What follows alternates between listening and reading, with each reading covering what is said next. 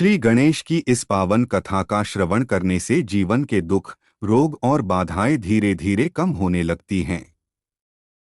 ऐसा कहा जाता है कि सच्चे मन से गणपति का स्मरण करने वाला व्यक्ति बुद्धिमान बनता है और जीवन में विवेक का प्रकाश फैलता है।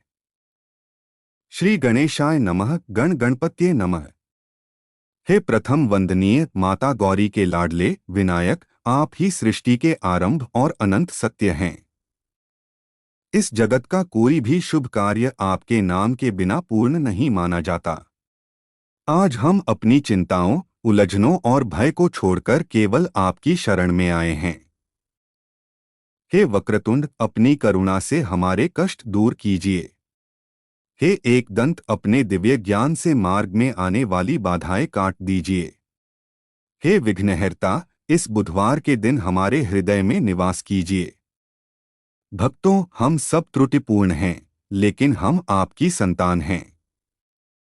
जैसे बालक ठोकर खाने के बाद केवल अपनी माँ को याद करता है, वैसे ही हम भी संसार की कठिनाइयों के बाद आपकी शरण में आए हैं।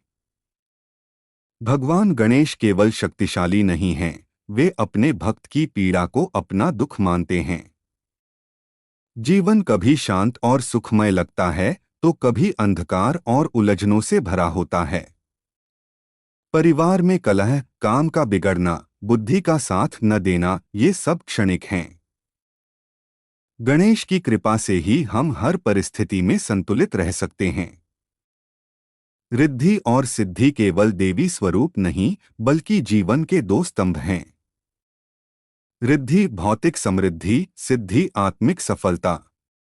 जहां गणेश विराजमान होते हैं, वहां दोनों का संतुलन स्वतः स्थापित हो जाता है। बुध ग्रह की तरह बुद्धि कभी चंचल हो सकती है, लेकिन गणेश उपासना से वह स्थिर, दृढ़ और निर्णयक्षम बनती है।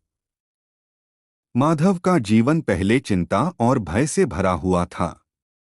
व्यापार में अस्थिरता, निर्णय लेने में झिझक और घर में तनाव, ये उसकी दिनचर्या बन चुके थे।